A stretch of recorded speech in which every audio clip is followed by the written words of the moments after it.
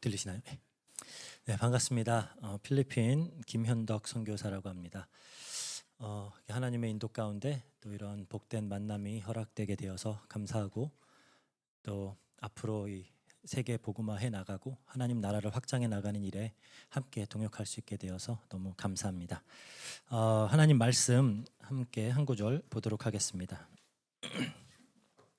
로마서 5장 8절 말씀입니다. 로마서 5장 8절 한 구절만 함께 보도록 하겠습니다. 로마서 5장 8절 제가 읽습니다.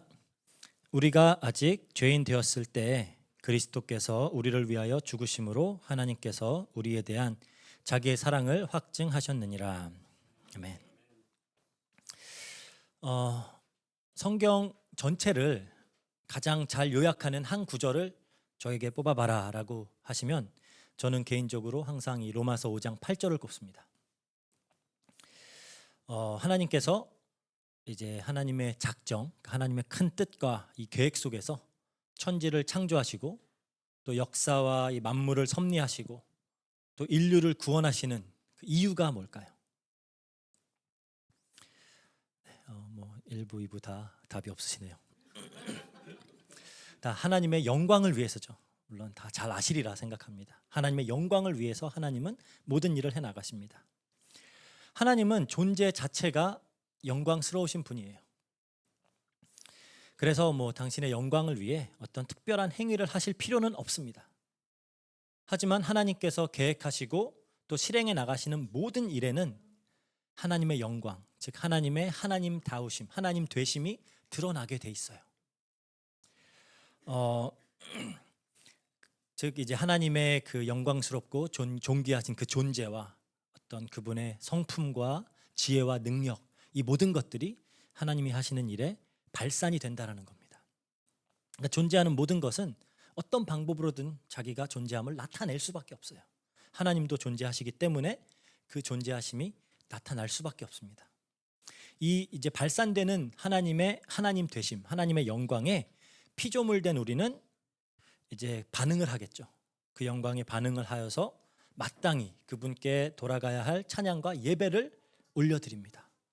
이 모든 것을 함축하고 있는 단어가 영광이라는 단어예요. 하나님의 영광. 우리에게 하나님 말씀, 이 성경이 주어진 이유 역시 하나님의 영광을 위해서입니다.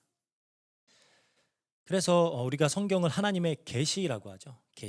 계시란 감추어 있던 무엇인가를 나타내는 행위죠. 즉 하나님은 이 성경의 독자들에게 반드시 알려주고 싶으신 내용이 있으신 거예요. 굳이 이 성경을 주셔서 알려주고자 하시는 게 있다는 겁니다. 이걸 알려서 성경의 독자들이 하나님을 알고 또 그분이 어떤 분이심을 알아서 그분이 받으시기에 합당한 이 찬양과 영광을 돌리게 하기 위해서 하나님은 성경을 주셨어요. 그렇다면 이 성도된 우리의 입장에서 성경에 게시된 그 하나님을 가장 잘 표현하는 한 단어를 꼽으면 무슨 단어일까요? 네, 사랑입니다. 이번에 대답해 주셔서 너무 감사합니다. 사랑. 요한 사도가 이 요한일서 4장 8절에 보니까 하나님은 사랑이시다라고 직접적으로 표현하고 있죠. 오늘 본문도 마찬가지입니다. 이 바울 사도는 하나님께서 우리에 대한 자기의 사랑을 확증하신다라고 말하고 있어요. 그렇죠? 하나님이 우리를 향한 자신의 사랑을 확증하고 계신데 여기서 확증하다라고 번역된 단어가 그 쉰스테신이라고 하는 헬라어 단어입니다. 이거는 이제 함께라는 단어고요. 세우다라고 하는 히스테미, 이 두 단어가 합쳐진 단어예요. 그러니까 어떤 사실들을 이렇게 탁탁탁 나열해서 주장하고자 하는 어떤 내용을 탁 세우고 확립하고 증명할 때 쓰는 그런 단어입니다. 즉 이 바울 사도는 이 하나님께서 당신의 사랑을 지금 증명하고 나타내시고 지금 계신다라고 주장을 하는 거예요. 그런데 어떻게 이 사랑을 나타내고 계시냐? 우리가 아직 죄인 되었을 때 그리스도께서 우리를 위하여 죽으시는 방법으로 당신의 사랑을 나타내고 계신다. 이렇게 주장하고 있습니다. 그렇다면 우리는 이제 바울 사도의 이 주장이 정말 사실인지 성경을 통해서 한번 살펴보도록 할게요. 짧은 시간이지만 한번 훑어보면서 살펴보도록 하겠습니다. 사실 이 이야기, 하나님의 사랑의 이야기는 성경의 첫 페이지부터 시작을 합니다. 우리가 딱 창세기 성경을 열면 창세기 1장 1절 나오죠. 태초에 하나님이 천지를 창조하시니라. 성경을 열자마자 우리가 가장 먼저 읽게 되는 구절이죠. 우리가 너무나 잘 알고 있는 창조 기사입니다. 그렇다면 이 이야기가 어떻게 우리가 아직 죄인 되었을 때 그리스도께서 우리를 위하여 죽으심으로 하나님께서 당신의 사랑을 확증하고 있는 내용인지 그거를 우리가 확인을 해봐야 되겠죠. 좀 의아해할 수 있어요. 이거 그냥 창조 기사 아닌가?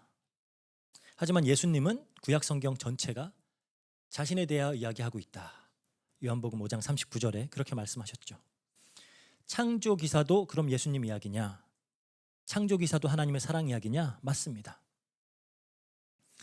이렇게 한번 이런 생각을 해보신 적이 있나요? 창세기 1장 1절에 태초에 하나님이 천지를 창조하셨는데 왜 그 모습이 창세기 1장 2절일까요?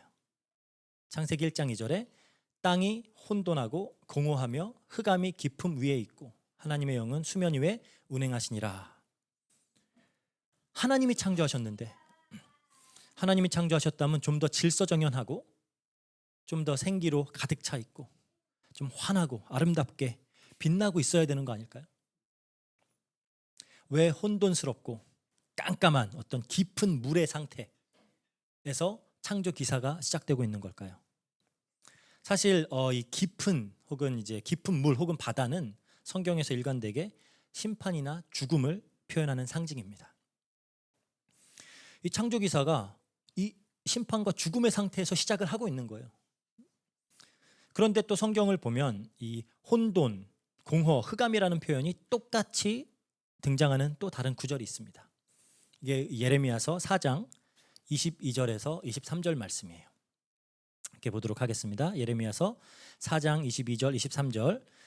내 백성은 나를 알지 못하는 어리석은 자요, 지각이 없는 미련한 자식이라. 악을 행하기에는 지각이 있으나 선을 행하기에는 무지하도다. 보라, 내가 땅을 본즉 혼돈하고 공허하며 하늘에는 빛이 없으며. 똑같은 표현이 사용되죠. 이스라엘 백성이 하나님을 알지 못하고 죄 가운데 거하는 모습을 혼돈이다, 공허다, 흑암이다, 빛이 없습니다 라고 묘사를 하고 있어요. 즉 혼돈, 공허, 흑암은 이 하나님을 떠나서 하나님께 범죄하고 있는 인간들의 모습을 표현하는 겁니다. 그러니까 성경이 여기에서 시작을 하는 거예요. 여기에다가 빛을 비추면서 창조의 기사가 시작되는 겁니다. 창세기 1장 3절에 하나님이 이르시되 빛이 있으라 하시니 빛이 있었고 그러죠. 그런데 여기서 이 빛은 무슨 빛일까요? 해와 달과 별은 넷째 날에 돼서야 창조가 됐죠. 그러니까 이 빛은 아니에요. 그렇다면 이 빛은 무슨 빛을 의미하느냐라는 거죠. 요한복음 1장 4절에 보면 나옵니다. 그 안에 생명이 있었으니 이 생명은 사람들의 빛이라. 요한복음 1장에는 이제 태초에 말씀이 계셨고 그 말씀이 하나님과 함께 하셨으며 그 말씀이 하나님이다라고 밝히죠. 그리고 이 말씀이 육신을 입고 이제 우리 가운데 오셨는데 아버지의 독생자의 영광이요 은혜와 진리가 충만했다. 즉 그 말씀은 예수 그리스도입니다. 근데 요한 사도는 이 예수 그리스도를 또 다르게 표현하는데 그 표현이 생명의 빛이에요. 생명의 빛. 그러니까 해와 달과 별이 있기도 전에 먼저 이 생명의 빛이 비춰진 겁니다. 흑암과 혼돈과 공허 속에 이 빛이 비추는 것으로 창조 기사가 시작되는 거죠.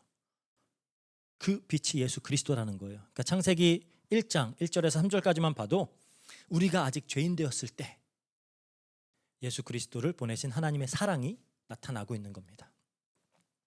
이거는 뭐 창조 기사 전체를 다 살펴봐도 마찬가지예요. 둘째 날, 셋째 날 다 마찬가지인데 뭐 그걸 다 다루기에는 지금 시간이 많지 않습니다.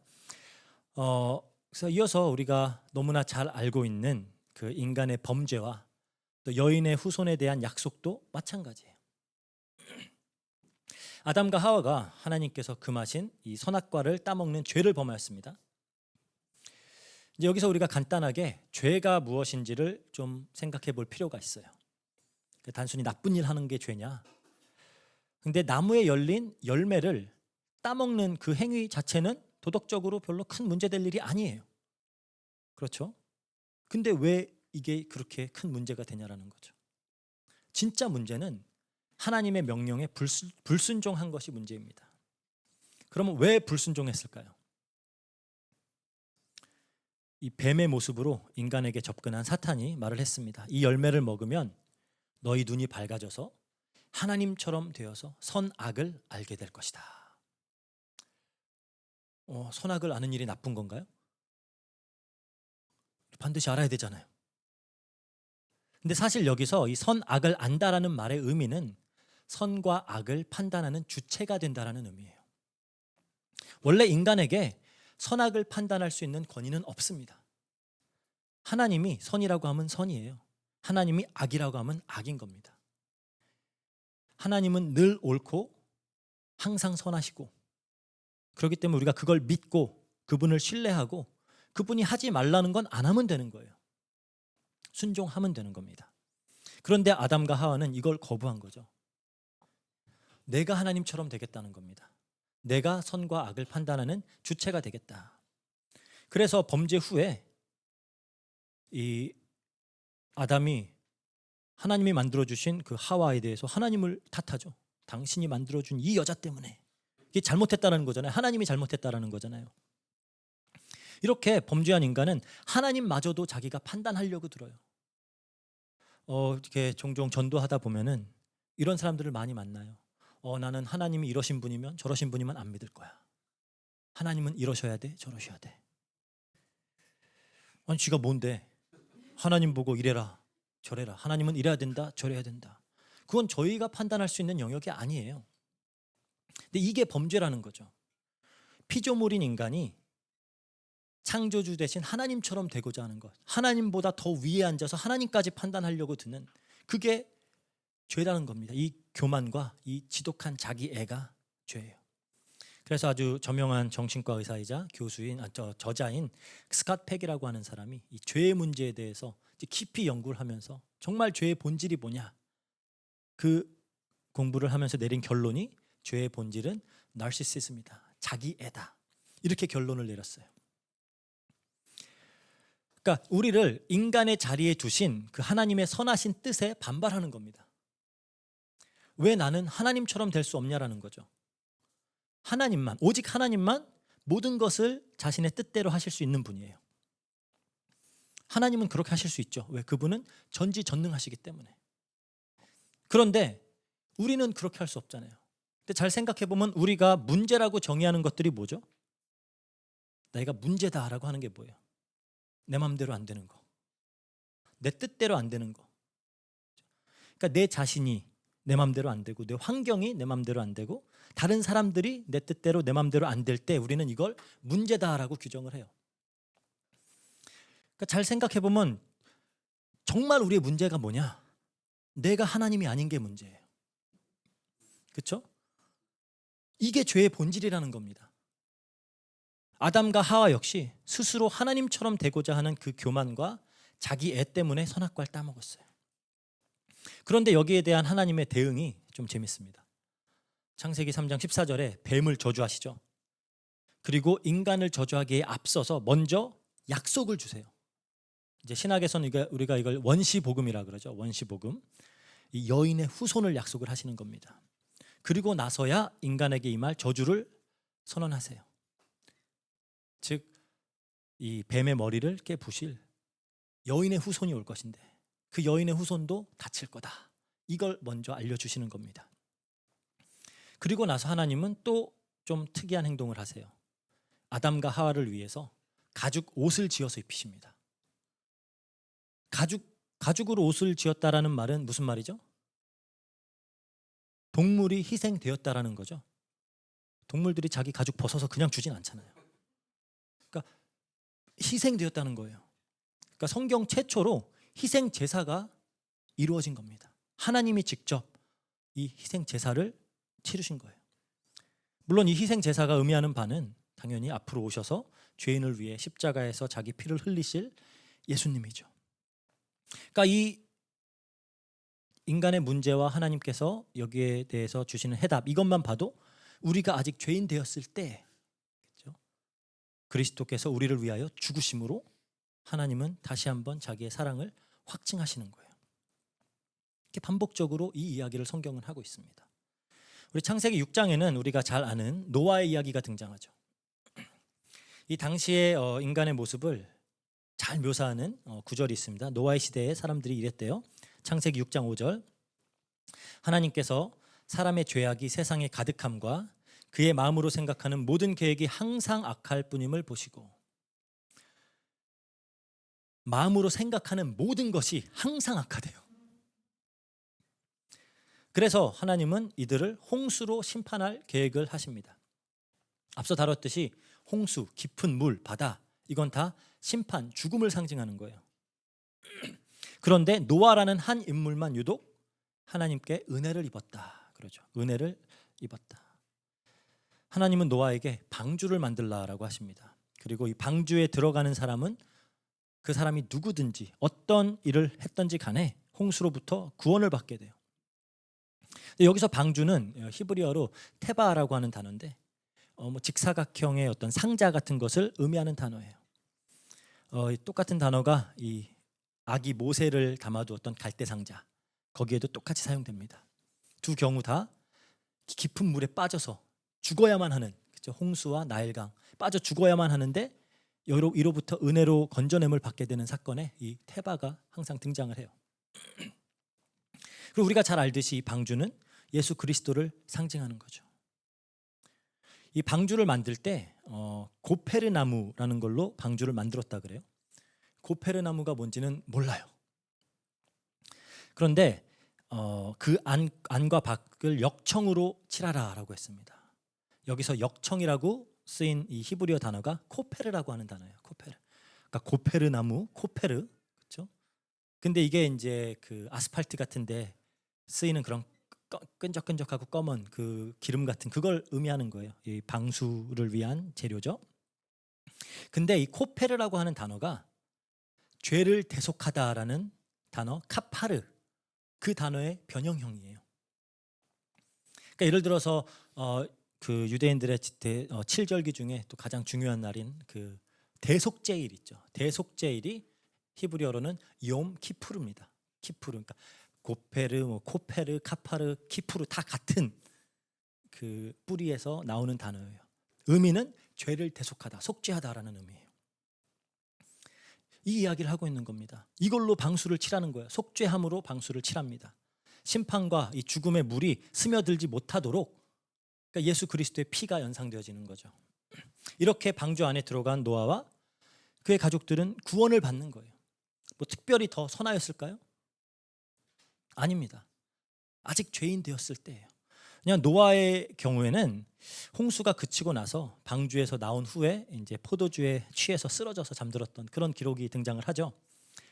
이 히브리어로 살펴보면은 이 포도주 앞에 정관사가 붙어요. 하라고 하는 정관사가 붙는데 그게 이제 의미하는 바는 아마 포도주를 마시고 취해서 실수하는 이것이 아마 습관적이었을 것이다.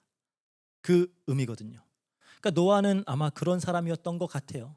우리가 너무 인자한 노아 할아버지를 생각하는데 포도주 어디서 구했을까요? 방주에 가지고 탔던지, 그렇죠? 아니면 방주에서 나오자마자 포도 농사부터 지어서 포도주부터 만들었던지, 어쨌든 술 주정뱅이였을 가능성이 커요. 그럼에도 불구하고 방주에 들어가서 구원을 받는 겁니다. 방주에 들어가면 이 심판의 홍수에 영향을 받지 않아요. 왜죠? 그 심판의 비, 심판의 홍수는 방주가 다 받아내고 있기 때문입니다. 방주가 심판을 당하기 때문에 그 안에 있는 사람들은 구원을 받게 되는 거예요. 그러니까 우리가 아직 죄인 되었을 때 그리스도께서 우리를 위하여 죽으심으로 심판을 다 받으심으로 하나님의 사랑이 다시 한번 확증되는 것입니다. 이건 홍수 이후에도 마찬가지예요. 이 홍수를 겪었던 사람들은 이제 홍수를 겪었기 때문에 하나님 말씀을 잘 들었을까요? 아닙니다. 노아가 이제 방주에서 나와서 하나님께 제사를 드리죠. 그때 하나님이 말씀하십니다. 창세기 8장 21절이에요. 창세기 8장 21절 여호와께서 그 향기를 받으시고 그 중심에 이르시되 내가 다시는 사람으로 말미암아 땅을 저주하지 아니하리니 이는 사람의 마음이 계획하는 바가 어려서부터 악함이라. 그런데 그러니까 이제 그래서 내가 전에 행한 것 같이 모든 생물을 다시 멸하지 아니하리니. 홍수 전과 마찬가지로 여전히 악하다라는 거예요. 사람들은 악합니다. 그런데 멸하지 않으시겠대요. 그러면서 이들과 언약을 맺으시죠. 다시는 물로 세상을 멸하지 않겠다라고 약속하시면서 그 언약의 표징을 하나 주시는데 그게 우리가 잘 아는 무지개입니다. 빨주노초 파남보 아주 이쁜 무지개죠. 우리는 이렇게 이쁜 무지개를 상상을 하지만 히브리어로 무지개라는 단어는 퀘셰트라고 하는 단어인데 전쟁이나 사냥에 사용하는 화살 그거예요.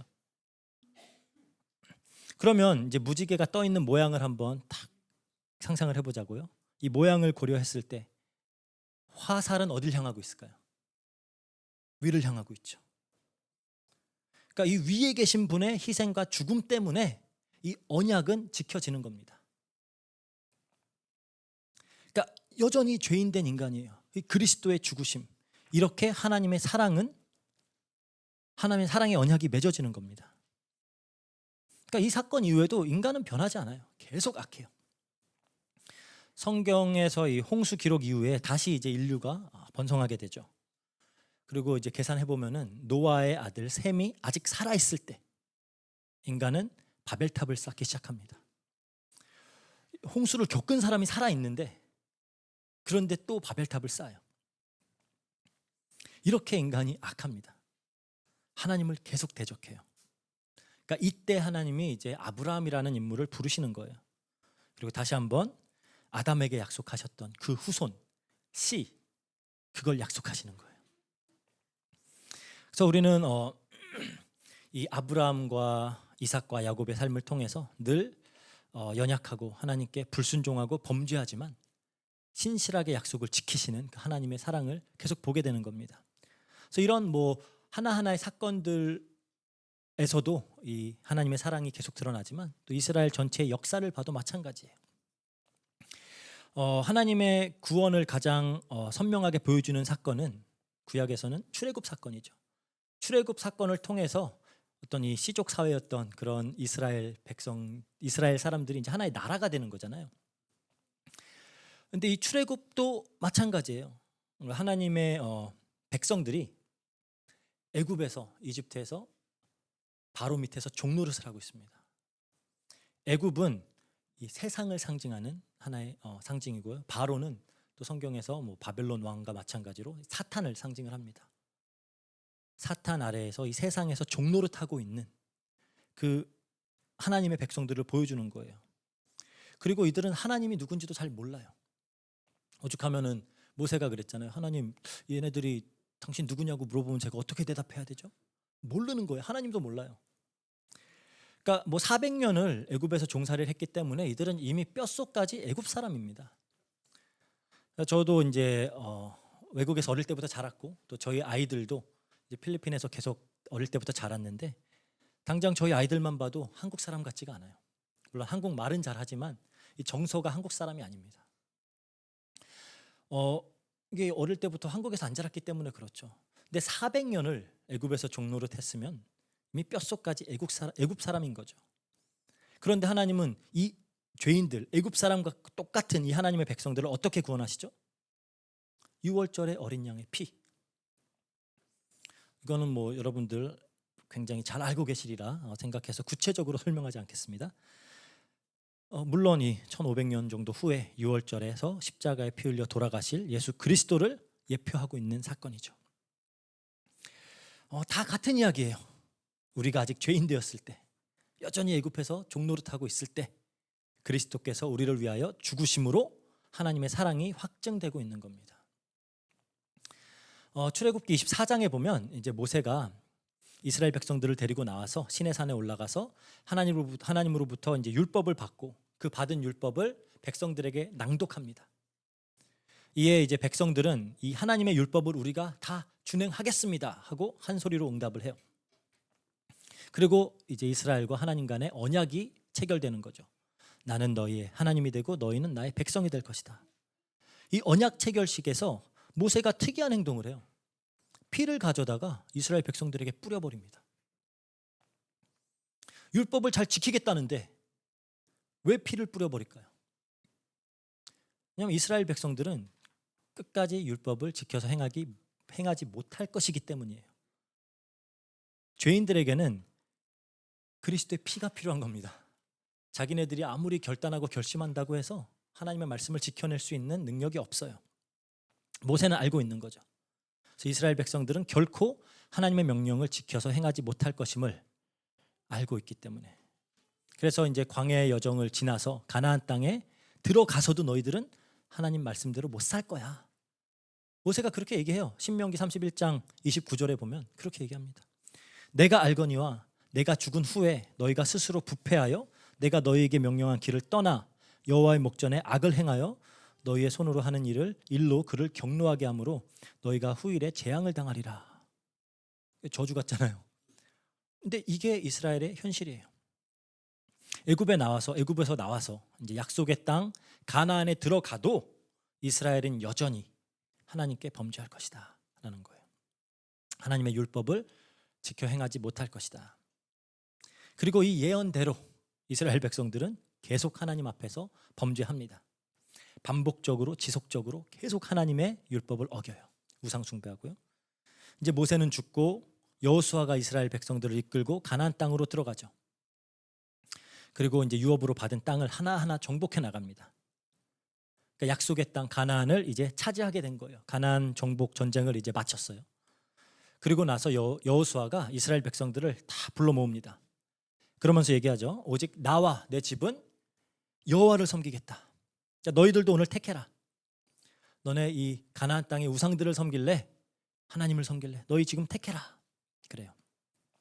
그러니까 백성들이 대답합니다.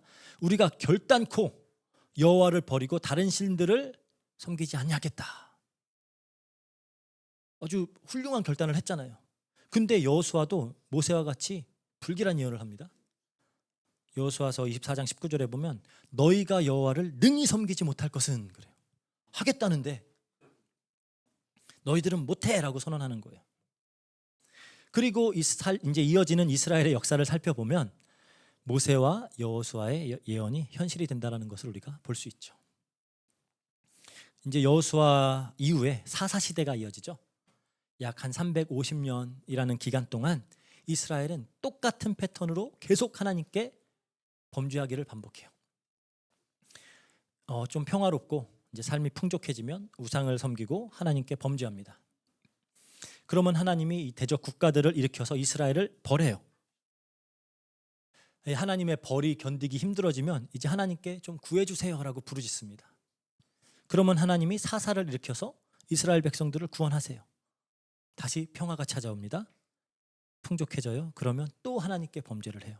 이 패턴이 350년을 반복을 해요. 근데 이들에게도 나름 핑계는 있습니다. 그게 이제 사사기 21장 25절이죠. 그때 이스라엘에 왕이 없으므로 사람이 각기 자기의 소견에 오른 대로 행하였도다. 그러니까 왕이 없어서 그랬다라는 거예요. 그래서 이스라엘 백성들은 왕을 요구합니다. 이스라엘은 신정국가예요. 하나님이 그들의 왕인데 그 하나님 말고 다른 왕을 주세요.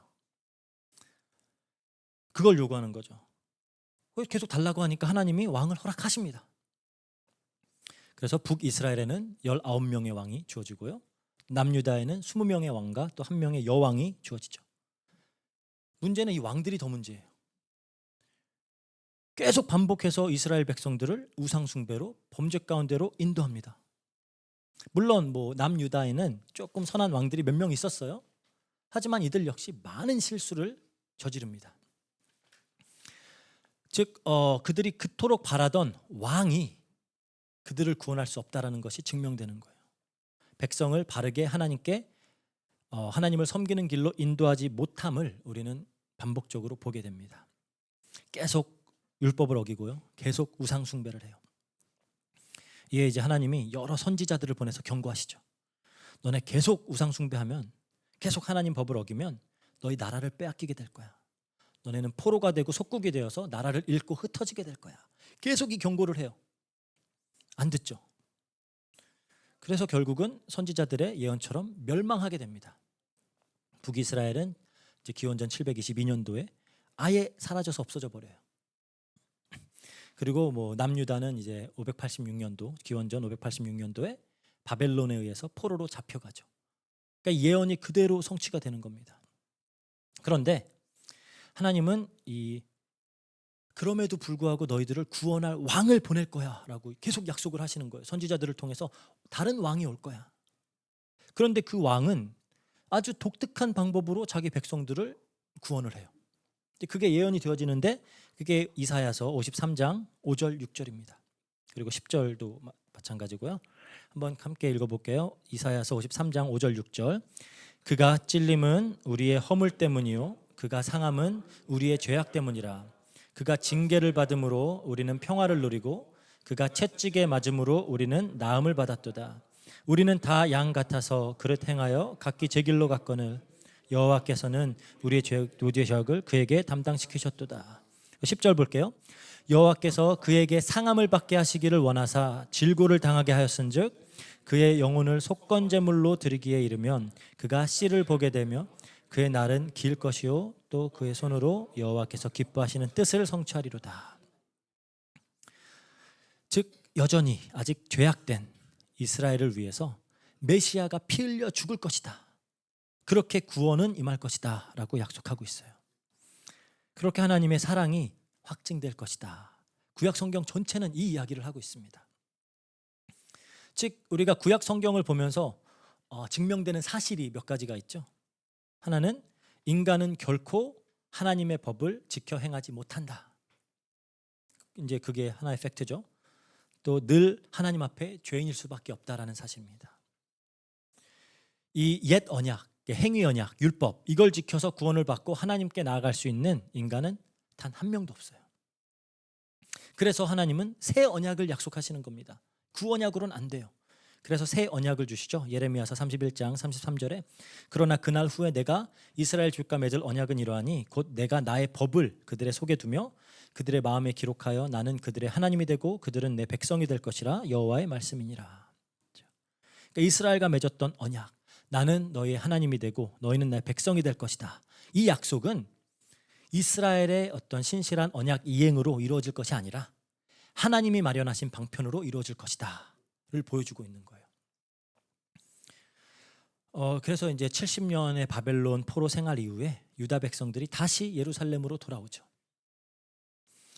어떻게 보면 앞으로 임할 그 하나님의 구원의 모형으로 해방이 이루어지는 겁니다. 그렇다면 이렇게 혹독한 포로 생활을 겪은 이 자신들의 범죄의 결과를 온몸으로 체험한 이 이스라엘 백성들은 범죄하기를 그쳤을까요? 아니에요. 이제 성전도 새로 지었고요, 성벽도 세웠고요, 또 율법도 다시 가르치고 여러 가지 개혁을 단행했지만 우리가 구약 마지막에 보게 되는 이스라엘의 모습은 여전히 범죄하고 있는 모습입니다. 불법이 만연하고요, 정의는 사라져 있고요, 심지어 제사장들, 종교 지도자들까지 타락해 있어요. 오죽하면 이제 여러 개혁을 단행했던 느헤미야서 마지막에 보면 정말 많은 노력을 했거든요. 그 노력에도 불구하고 변치 않는 이스라엘을 보면서 하나님께 이렇게 말해요. 저는 할 만큼 했어요. 저는 할 만큼 했습니다. 제가 노력했다는 사실을 기억해 주세요. 저를 기억해 주세요. 저는 할 만큼 했습니다. 그러고 끝나요. 구약은. 이런 안타까운 기도로 마무리되어집니다. 구약의 마지막 선지자인 말라기에서는 하나님이 뭐라고 하시냐? 너희들 중에 누가 가서 이 성전 문을 좀 닫아버렸으면 좋겠다. 그게 구약의 마지막 모습이에요. 하나님은 이들이 드리는 성전 예배도 기뻐하지 않으시는 거예요. 그렇게 구약의 시대는 끝이 납니다. 여전히 죄 가운데 있는 이스라엘의 모습을 비추시면서. 그리고 400년이 지나요. 이제 예수님이 드디어 이 땅에 오십니다. 그럼 예수님이 오셨을 당시 이스라엘 모습은 어땠죠? 여전히 타락해 있습니다. 특히 그들의 종교 지도자들은 아주 탐욕과 이 종교적 위선으로 가득 차 있어요. 예수님이 자신들의 기득권에 위협이 된다라고 느끼니까 십자가에 매달아 죽여버릴 정도로 아주 완악해져 있습니다. 백성들도 마찬가지예요. 그들이 원하던 메시아는 이스라엘을 로마의 압제로부터 해방시키고 이스라엘이라는 국가를 아주 부유하고 강한 나라로 만들어줄 그럴 메시아를 바랬어요. 그런데 예수님이 자신들이 바라던 메시아가 아닌 것을 점차 깨닫게 되니까 이제 종교 지도자들하고 똑같이 십자가에 못 박아라 부르짖는 그 자들이 됩니다. 호산나 하면서 외치던 자들이 일주일도 되지 않아서 십자가에 못 박아라 이렇게 돼요. 이게 이스라엘의 모습입니다. 그럼에도 불구하고 그들을 위해 예수님은 자기의 생명을 십자가에 내어 놓으시는 겁니다. 이게 성경의 이야기예요. 우리가 아직 죄인 되었을 때 그리스도께서 우리를 위하여 죽으심으로 우리에 대한 자기의 사랑을 확증하셨느니라. 성경은 일관되게 이 이야기를 하고 있습니다. 또 이제 성경은 하나님의 사랑을 가르치기 위해서 좀 여러 가지 그런 관계들을 예표로 사용을 해서 하나님의 사랑은 이런 거야라고 가르쳐 주는 것들이 있어요. 그 중에 하나가 혼인 관계죠. 그러니까 혼인은, 결혼은 정말 사랑하는 사람들이 하는 거잖아요. 그래서 성경은 일관되게 하나님은, 그리고 예수님은 남편으로, 그리고 이스라엘과 교회는 아내 혹은 신부로 묘사를 합니다. 이제 혼인해서 하나 되겠다라는 거예요. 그런데 성경이 묘사하는 그런 혼인 관계들은 다 조금 특이한 부분이 있어요. 신부들이 하나같이 좀 이상해요. 하나같이 자격이 없고요, 볼품없고 죄악 가운데 있는 여인들이에요.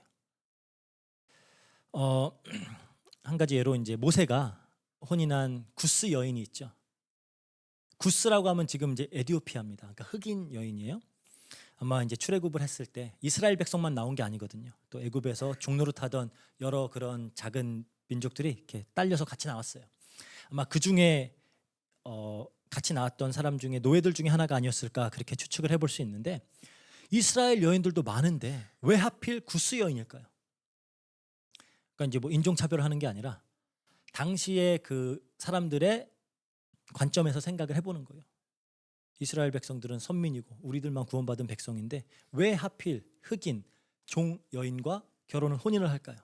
이것 때문에 그 모세의 형 아론과 누나 미리암도 막 모세를 비난했잖아요. 근데 왜 이 여인을 아내로 삼는 걸까요? 이게 예수님과 교회에 대한 예표예요.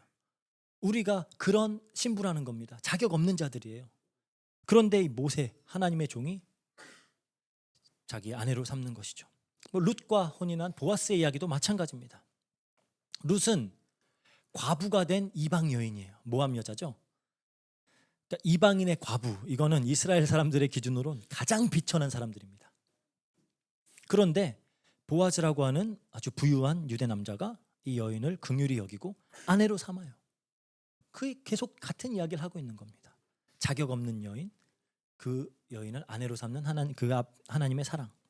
아가서에 보면은 이제 솔로몬과 이 술람미 여인의 이야기가 등장하죠.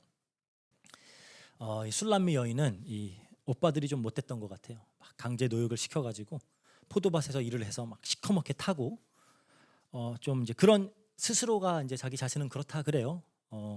스스로를 계달의 장막 같다. 계달의 장막은 이 거친 염소 털로 만든 시커먼 텐트, 그러니까 아주 그런 열악한 사막의 환경에서도 잘 견뎌낼 수 있는 그런 텐트거든요.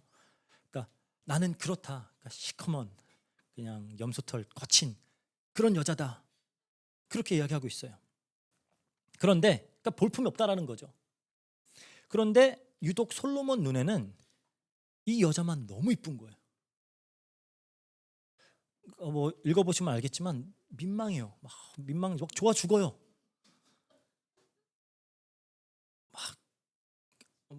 여기 좀 어린 친구들이 몇 명 있는 것 같아서, 예. 어쨌든 막 좋아 죽습니다. 사실 이 술람미라는 단어는 솔로몬의 여성형 단어예요.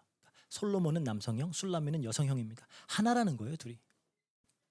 그런 여인을 아내로 삼아서 이제 하나가 되어지는 그걸 계속 이야기하고 있는 거죠. 이 역시 교회와 성도의 관계를 예표하는 그림이에요. 이걸 가장 잘 표현하는 내용이 아마도 이제 호세아 선지자 호세아와 고멜의 이야기. 하나님은 이 호세아 선지자에게 창녀 고멜과 혼인해라라고 명하십니다. 참 너무 받아들이기 힘든 명령이죠. 목사한테 갑자기 가서 어디 창녀랑 결혼해라 이러는 거잖아요. 그래서 굉장히 넓은 마음으로 이 여자를 데리고 와서 아내로 삼습니다. 그러면 감지덕지 감사해야 될 거 아니에요. 그런데 그렇게 데리고 왔음에도 불구하고 고멜은 계속 남편을 떠나서 바람을 펴요. 그리고 뭐 어찌 된 경인지는 잘 알 수 없지만 나중에 가보니까 이 노예가 되어가지고 노예상에 붙잡혀 있어요. 그러니까 여자들이 이렇게 힘든 삶을 거치다 보면 어느 순간 어디 팔려가 있고 막 이러잖아요. 그런 이제 운명이 되어 있는 거예요. 그런데 이때 호세아가 찾아가서 은 15세겔과 보리 한 호멜 반, 보리 한 호멜 반도 이제 돈으로 바꾸면 15세겔이에요. 그러니까 합쳐서 30세겔이죠. 은 30세겔을 지불하고 이 고멜을 사와서 다시 아내로 삼습니다. 은 30세겔은 소가 사람 받았을 때 생명값으로 주는 가격이에요. 예수님이 은 30세겔에 팔렸죠. 이 가격으로 데리고 오는 겁니다. 예수님의 생명의 값을 지불하고 이 여인을 데리고 오는 거예요. 그래서 호세아 이름도 사실 예수님과 같은 이름이에요. 예수님의 이름이 이제 히브리어로 하면 예호슈아예요. 여호수아 똑같은 이름인데 하나님이 구원하신다라는 의미예요. 호세아도 뭐 정확히 같은 단어는 아니지만 의미상 같은 말입니다. 그러니까 이런 혼인의 이야기가 계속 등장을 해요. 성경에는 좀 이상한 혼인의 이야기. 요즘같이 막 이렇게 자격 따지고 막 등급 매기고 이러면은 있을 수 없는 이야기들이죠. 근데 이 혼인의 이야기가 가장 처음 등장하는 장면은 어디죠? 아담과 하와의 혼인이죠. 아담과 하와. 하와가 어떻게 창조가 되죠? 하나님이 아담을 깊이 잠들게 하십니다. 그리고 갈빗대 하나를 취하셨어요. 잘 생각해 보세요. 갈빗대를 취하려면 어떻게 해야 되죠? 이렇게 뭐 마술사처럼 슉 해서 딱 하나만 뽑을 수 없잖아요. 물론 뭐 하나님은 하실 수 있겠지만 어떻게 해야 돼요? 아담의 몸을 쪼개야 돼요. 죽어야 되는 겁니다. 피가 흘러야 돼요. 마치 예수님께서 십자가에서 옆구리에서 창에 찔려서 피와 물이 다 쏟아내셨듯이 그렇게 피가 쏟아져야만 합니다. 죽어야 되는 거예요. 그렇게 여자는 탄생하게 되는 겁니다. 여자는 교회와 성도를 상징한다 그랬죠. 근데 이제 여자의 그 창조 기사를 보면은 다른 것들은 다 흙으로부터 만들어졌는데 여자만 흙으로 만들어지지 않아요. 아담으로부터 세워집니다. 그 원어로 살펴보면 세워지다라는 단어예요. 성전을 지을 때 사용하는 단어입니다. 그러니까 땅에서가 아니라 이 남자 예수 그리스도로부터 세워지는 하나의 교회, 그런 그렇게 여자는 만들어지는 거예요. 그리고 부활한 남자를 그러니까 이제 아담은 죽었다 살았잖아요. 그러니까 부활한 남자가 부모를 떠나서 그의 아내와 합하여서 한 몸이 된다. 성경은 이렇게 이야기하고 있어요. 아담에게 부모가 있었나요? 누굴 떠나야 돼요? 그렇죠? 이 아버지 하나님을 떠나서 교회와 한 몸을 이루시는 예수님에 대한 이야기예요. 그래서 에베소서 5장에 보면 바울 사도가 이 구절을 그대로 인용해서 이거는 사실 그리스도와 교회의 이야기다라고 설명을 하잖아요. 제가 만들어낸 이야기가 아닙니다. 성경에서 그렇게 이야기를 하고 있어요. 그리고 또 이제 남녀 간의 사랑보다도 더 깊은 큰 사랑이 있다면 자녀를 향한 또 부모의 사랑이겠죠. 그래서 성경에서 종종 하나님은 아버지로 묘사가 돼요. 이스라엘을 자녀로 그렇게 묘사를 합니다. 특히 호세아 11장에 보면 하나님이 이스라엘에게 걸음마를 가르쳐줬다 그래. 아기 때부터 걸음마를 가르치고 품에 안아서 기르고 몸을 숙여서 먹이고 그렇게 좋은 아버지, 너무나 자식을 사랑하는 그런 아버지로 묘사가 돼요. 그런데 이 자녀가 너무 말을 안 들어요. 온갖 못된 짓 하지 말라는 건 다 합니다. 그럼에도 아버지는 진노를 거두고 긍휼을 베푸는 그런 모습이 나오죠. 호세아 11장 8절에서 9절 보면 나옵니다. 에브라임이여 내가 어찌 너를 놓겠느냐. 이스라엘이여 내가 어찌 너를 버리겠느냐. 내가 어찌 너를 아드마같이 놓겠느냐. 어찌 너를 스보임같이 두겠느냐. 내 마음이 내 속에서 돌이키어 나의 긍휼이 온전히 불붙듯 하도다. 내가 나의 맹렬한 진노를 나타내지 아니하며 내가 다시는 에브라임을 멸하지 아니하리라. 아니하니리. 이는 내가 하나님이요 사람이 아님이라. 내 가운데 있는 거룩한 진노함으로 내게 임하지 아니하리라. 그렇죠? 그리고 또 하나님은 때로 이스라엘을 돌보시고 먹이시고 보호하는 그런 어머니로도 묘사가 돼요. 그러니까 이러한 부모와 자녀, 자식 간의 비유는 이제 우리가 너무나도 잘 아는 그 탕자의 비유에서 그 절정에 이르게 되죠. 탕자가 이제 아버지를 떠났죠. 그리고 죽을 고생을 한 다음에 다시 아버지에게 돌아오는데 아버지는 멀리서 이 탕자가 오는 것을 보고 뛰어나가서 맞이를 하죠. 왜 뛰어나갔을까요? 너무 반가워서? 아니에요. 뭐 반가웠겠죠. 하지만 이스라엘 율법을 보면은 말 안 듣는 자녀들 돌로 쳐서 죽여야 돼요. 저희 세 딸에게 그 얘기 한번 했더니 그래도 말 안 듣더라고요. 근데 어쨌든 돌로 쳐서 죽이는데 그러면은 이 탕자가 마을의 입구에 들어서는 순간 그 사람들이 돌 쳐서 죽일 수 있는 겁니다. 이거를 보호하기 위해서 아버지가 이스라엘은 체면을 굉장히 중요시하는 사회임에도 불구하고 뛰어나가서 이 아이를 보호하는 겁니다. 그 아버지의 그림이 그려져 있는 거예요. 이렇게 성경은 너무나도 일관되게 죄악된 성도를 반복적으로 보여주고요. 이를 위하여 죽으시는 예수님, 그리고 이를 통해서 증명되는 하나님의 사랑, 이 주제가 반복적으로 등장을 하고 있습니다. 우리는 이렇게 구원을 받은 하나님의 백성이라는 거죠. 어떤 자격을 갖춰서 구원을 받는 게 아닙니다. 우리가 어떤 유별난 어떤 선행이나 종교적인 열심 때문에 구원을 받는 게 아니에요. 우리가 하나님 앞에 선이라고 내어놓을 수 있는 건 아무것도 없습니다. 우리가 할 수 있는 건 이 죄인된 상태에 머물러 있는 것 말고는 할 수 있는 게 없어요. 이거밖에 할 수 있는 게 없어요. 그런데 하나님은 우리를 사랑하시기로 작정하신 거예요. 그리고 우리를 너무 사랑하셔서 당신의 백성으로, 당신의 신부로, 당신의 자녀로 삼기로 마음먹으신 겁니다. 그런데 하나님은 공의의 하나님이에요. 그냥 사랑의 하나님뿐만 아니라 공의의 하나님이에요. 그냥 선심 써갖고 내가 다 용서해 줄게 이렇게 하실 수가 없어요. 그건 하나님의 자신의 속성을 위배하는 행위입니다. 그러니까 기분파 하나님이 아니에요. 하나님이 갑자기 기분 나빠가지고 오늘부터 천국과 지옥 바꿔 막 이러면은 우린 큰일 나는 거잖아요. 하나님은 그렇게 하시는 분이 아니에요.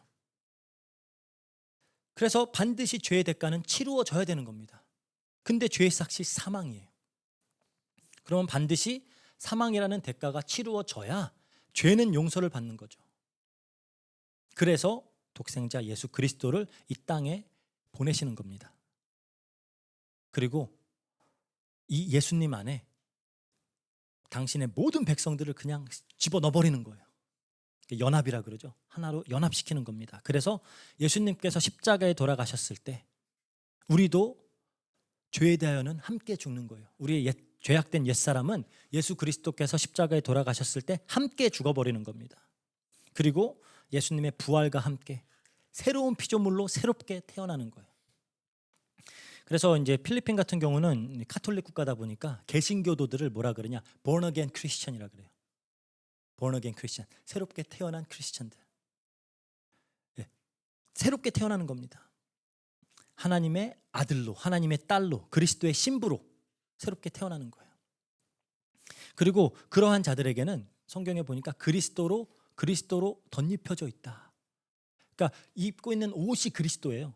그러니까 하나님은 우리를 보셨을 때 이 옷을 보시는 겁니다. 우리 속 안의 사람을 보는 게 아니라 덧입고 있는 그리스도를 보시고 마치 우리가 작은 예수님인 것처럼 봐주시는 거예요.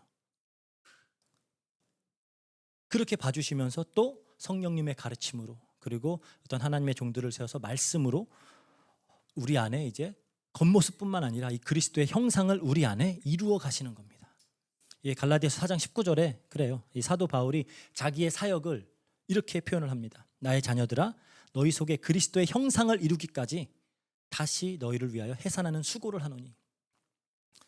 그러니까 하나님의 말씀이 하시는 사역, 성령님께서 하는 사역, 하나님의 종들을 세워서 말씀을 가르침으로 하는 사역, 이 모든 사역들은 다른 게 아니에요. 우리 안에 그리스도의 형상을 이루는 겁니다.